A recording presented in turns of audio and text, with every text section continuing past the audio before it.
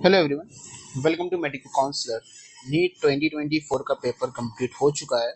आप सभी लोगों ने अलग अलग इंस्टीट्यूट की जो आंसर कीज हैं वहां से अपने एक एक्सपेक्टेड स्कोर आपको मालूम चल गया होगा कि आप इतना स्कोर यहाँ पे नीट एग्जामिनेशन में कर रहे हैं। अब मेन क्वेश्चन यहाँ पे ये आता है कि कट ऑफ आखिर कितना रहेगा। नीट 2024 का कट ऑफ क्या जाने वाला है, ये आप सभी के मन में डाउट होगा। 610 जाएगा, 600 के नीचे जाएगा, 605, 606, अलग अलग जगह से आपको अलग अलग चीज़ें देखने को मिल रही होंगी। मैं कल ही वीडियो लाने वाला था, लेकिन एक छोटा सा डिटेल एनालिसिस करके एक डिटेल डिस्कशन आप लोगों के साथ इस वीडियो में करूंगा, तो आपको क्लियरिटी मिले कि कट ऑफ आपका कितना यहाँ पे नीट 2024 का आपका यहाँ पे ओवरऑल कट ऑफ कितना जा सकता है। मैं हर चीज़ को लेते हुए आपके साथ डिस्कशन करूंगा। सबसे पहले मैं पेपर के डिफिकल्टी लेवल के बारे में बात कर लेता हूँ कि पेपर का लेवल क्या था। तो फिजिक्स का अगर मैं बात करूँ, मैंने ओवरऑल ऑफलाइन में, जैसे मैं कानपुर में रहता हूँ, तो मैंने यहाँ के आसपास के बच्चों से जब बात की जो पेपर देख के आए, तो नीट 2023 के कंपैरिजन में अगर मैं आपको नीट 2024 के पेपर का डिस्कशन आप लोगों के साथ करूं, तो जो पेपर था वो नीट 2023 से नीट 2024 का पेपर आपको बच्चों को कम इजी जो है वो यहाँ पे लगा। 45% के आसपास पेपर बच्चों को जो है वो फिजिक्स का इजी लगा, जबकि लास्ट ईयर ये रेशियो आपका 65% तक बच्चों का कहना था कि लास्ट ईयर से मुझे पेपर इजी उनको कम लगा। आपकी क्या राय है इस बारे में, आप लोग कमेंट में जरूर बताइएगा। साथ ही साथ आप कितना एक्सपेक्टेड स्कोर कर रहे हो उस चीज़ को कमेंट में जरूर लिखिएगा। लेकिन लास्ट ईयर के कंपैरिजन में जो पेपर हार्ड है वो बच्चों को कम हार्ड लगा। लास्ट ईयर पेपर थोड़ा सा बच्चों को हार्ड जरूर यहाँ पे लगा था। और अगर मॉडरेट लेवल की पेपर की बात करें, तो नॉर्मल पेपर जो बच्चों को फिजिक्स का है वो यहाँ पे मॉडरेट इस बार देखने को मिला। बच्चों का कहना है कि पेपर उनको मॉडरेट लगा। तो इजी टू मॉडरेट जो है वो फिजिक्स का पेपर जो है बच्चों को यहाँ पे लगा है। हार्ड जो है बच्चों को पेपर यहाँ पे नहीं लगा। सेकंड चीज जो बच्चों का यहाँ पे कहना था कि लास्ट ईयर के कंपैरिजन में पेपर मॉडरेट ज्यादा थे, लेकिन उतना टाइम कंज्यूमिंग पेपर बच्चों को कम देखने को मिला जो लास्ट ईयर देखने को मिलता था। ये आपका फिजिक्स की बात हो जाती है। फिर वहीं पे अगर मैं आपकी केमिस्ट्री की पोर्शन की बात करूँ, तो केमिस्ट्री में भी बच्चों को जो है वो पेपर लास्ट ईयर के कंपैरिजन में इजी कम लगा। ओवरऑल पेपर बच्चों को जो है वो, अगर आप यहाँ ध्यान से देखें, तो बच्चों को यहाँ पेपर मॉडरेट देखने को मिला। एंड केमिस्ट्री में बच्चों का कहना है कि उनको थोड़ी सी डिफिकल्टीज का सामना जो है वो केमिस्ट्री में करने को मिला। और यहाँ पे आप देख भी सकते हैं कि 25% जो पेपर जो है वो बच्चों को वो यहाँ पे लास्ट ईयर के कंपैरिजन में डिफिकल्ट या फिर हार्ड जो है वो यहाँ पे लगा है। तो ओवरऑल जो केमिस्ट्री का पेपर था, जो केमिस्ट्री को जो है बच्चों को केमिस्ट्री नहीं बच्चों को परेशान यहाँ पे किया हुआ है इस बार। अगर मैं बायोलॉजी के पेपर की बात करूँ, अगर आप बायोलॉजी का डिस्कशन देखें, तो बायोलॉजी का भी पेपर बच्चों को मॉडरेट ही लगा। पहली बार ऐसा है कि बच्चों को 60% पेपर जो है वो बायोलॉजी का मॉडरेट लगा है, वरना ओवरऑल पेपर बच्चों को बायोलॉजी का ईजी लगता है। तो तीनों चीज़ों को अगर मैं देखूं, लास्ट ईयर कंपेरिजन में 49% बच्चों को जो है पेपर 49% पेपर जो है वो बच्चों को यहाँ पे मॉडरेट लगा था, लेकिन इस बार 60% पेपर जो है बच्चों को मॉडरेट यहाँ पे देखने को मिला है। ओवरऑल बात करूं अगर मैं पेपर की, तो पेपर बच्चों को इजी टू मॉडरेट लेवल पे जाते हुए बच्चों को पेपर यहाँ पे देखने को मिला है। डिफिकल्टीज जो है वो पेपर जो है बच्चों को वो हार्ड जो है वो यहाँ पे नहीं देखने को मिला है। मॉडरेट टाइप का पेपर बच्चों को देखने को मिला। और 2023 के कंपैरिजन में अगर पेपर की बात करें कि 2023, तो जिस हिसाब का 2023 में टाइम कंज्यूमिंग था, वो 2024 में बच्चों को यहाँ पे कहना है कि उनको पेपर यहाँ पे टाइम कंज्यूमिंग 2024 में नहीं देखने को मिला है। तो कहीं ना कहीं इससे एक अंदाजा लगता है कि कट ऑफ हायर साइड में जाने की चांसेस है, क्योंकि जब पेपर आपका इजी टू मॉडरेट के बीच में होता है, जिसमें हार्ड नहीं होता, जो मॉडरेट क्वेश्चन भी होते हैं वो उतना डिफिकल्टीज का सामना उसमें नहीं करना पड़ता है, तो पेपर का जो कट ऑफ है वो कट ऑफ कहीं ना कहीं हायर साइड में जाने का देखने को मिलता है। मैंने आपके साथ में इसमें नीट 2023 का भी डेटा रखा है। अच्छा, मैं आपको बता दूं, अगर इस पूरे पीडीएफ को, अगर आप आज की डिस्कशन का पूरा पीडीएफ अगर आप चाहते हैं, तो आपको कमेंट सेक्शन में एक लिंक हमने पिन कर रखी है। उस लिंक पे आप जाके इस पीडीएफ को पूरा डाउनलोड कर सकते हैं, एक बार खुद से भी इस चीज़ को समझ के आप देख सकते हैं। अगर मैं लास्ट ईयर के 2023 के फाइनल कट ऑफ मार्क्स की बात करूं, जो कि स्टे वैकेंसी राउंड तक था, टोटल 4 राउंड की काउंसलिंग के बाद मैं बता रहा हूं, मैं स्पेशल स्टे वैकेंसी राउंड के कट ऑफ की बात नहीं कर रहा हूं, क्योंकि वो जरूरी नहीं है कि वो आपका हर साल कंडक्ट कराया जाए। तो स्टे वैकेंसी राउंड तक आपका क्या कट ऑफ रहा था, मैं उस चीज को मैंने यहाँ पे रखा हुआ है। सबसे पहले अगर मैं आपके साथ बात करूँ अनरिजर्व कैटेगरी के लिए, तो अनरिजर्व कैटेगरी के लिए 610 नंबर जो थे, 23,000 समथिंग रैंक पे आपको कॉलेज मिल गया था। सेम चीज आपकी ओबीसी कैटेगरी के लिए थी। 610 मार्क्स पे लास्ट ईयर ओबीसी में भी कॉलेज यहाँ पे मिल गया था। फिर बात कर ले ईडब्ल्यूएस कैटेगरी में, तो 607 नंबर जो आपकी ईडब्ल्यूएस कैटेगरी में थे, आपको कॉलेज का अलॉटमेंट जो है वो यहाँ पे हो गया था। फिर वहीं पर अगर एससी कैटेगरी की बात करें, तो 480 मार्क्स में आपको एससी कैटेगरी में अलॉटमेंट मिल जाता है। और वहीं पर अगर बात करें एसटी कैटेगरी में, तो एसटी कैटेगरी में 445 मार्क्स पे आपको अलॉटमेंट मिल जाता है। ये लास्ट ईयर का ऑल इंडिया कोटा का आपका कट ऑफ था।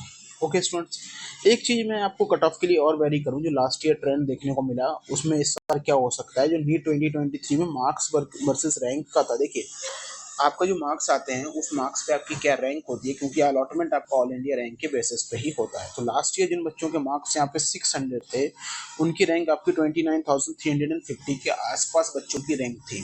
वहीं पे जिनके मार्क्स 610 थे, उसकी रैंक 23,000 के आसपास यहाँ पे वेरी कर रही थी। तो आप इसमें इस दोनों के बीच में देख सकते हैं कि यहाँ पे 6 के बच्चों का गैप जो है वो यहाँ पे था। फिर अगर आप बात करें 620 नंबर जिस बच्चे के थे, तो उसकी रैंक भी 18,500 के आसपास आपकी यहाँ पे रैंक वेरी कर रही थी। फिर बात कर लेते हैं जिन बच्चों के मार्क्स 640 मार्क्स थे जिन बच्चों के, उसकी रैंक 10,000 पे वेरी यहाँ पे कर रही थी। और जहाँ पे जिन बच्चों के मार्क्स 650 थे, उनकी रैंक आपकी 7,000 के आसपास वेरी कर रही थी। तो आप यहाँ पे एक चीज देख सकते हैं कि आपकी रैंक कहाँ तक वेरी करती है। अगर आप इसके बीच में कहीं स्कोर कर रहे हैं तो आप अंदाजा लगा सकते हैं कि आप लास्ट ईयर किस ऑल इंडिया रैंक पे यहाँ पे स्टे कर रहे थे, और उस ऑल इंडिया रैंक के हिसाब से आपको किस राउंड में कॉलेज मिल सकता है, वो लास्ट ईयर के आप एनालिसिस से और लास्ट ईयर के कट ऑफ के हिसाब से देख सकते हैं। जिस हिसाब का पेपर था, इन सभी रैंक में इंक्रीजमेंट देखने को यहाँ पे मिल सकता है। फिलहाल अभी रिजल्ट नहीं आया और जो बच्चों के कमेंट्स आ रहे हैं, मैंने कल से 100 से ज़्यादा बच्चों से बात की, जिसमें से 20% बच्चे ऐसे हैं जिनका कहना है कि वो 640 टू 650 के बीच में जो है वो यहाँ पे स्कोर कर रहे हैं। मैं इसीलिए आप सभी से रिक्वेस्ट कर रहा हूँ कि आप लोग प्लीज़ अपना स्कोर कमेंट करिएगा कि आप कितना एक्सपेक्टेड स्कोर यहाँ पे हो रहे हैं।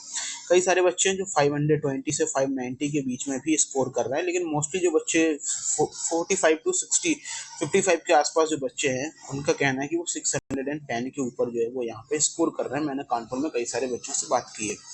तो ओवरऑल आपका जो रैंक है, जो लास्ट ईयर आपका रैंक रहा था, आप एक बार इसको ध्यान से देखें। ये जो आपका रैंक था, इन सभी रैंक में हर मार्क्स पे जो रैंक थे, उन रैंक में कहीं ना कहीं यहाँ पे इंक्रीजमेंट आपको देखने को मिल सकता है। 500 से 1000 बच्चों का आपको इंक्रीजमेंट देखने को मिल सकता है। आप इस चीज को यहाँ पर देखें, क्योंकि कट ऑफ हायर साइड में जाता हुआ दिख रहा है जिस हिसाब का पेपर था। तो जो बच्चे 600 रैंक पे थे, वो 29,350 के आसपास उनकी रैंक थी। हो सकता है वो आपको 30,000 इस बार छूती हुई आपको नजर आ जाए।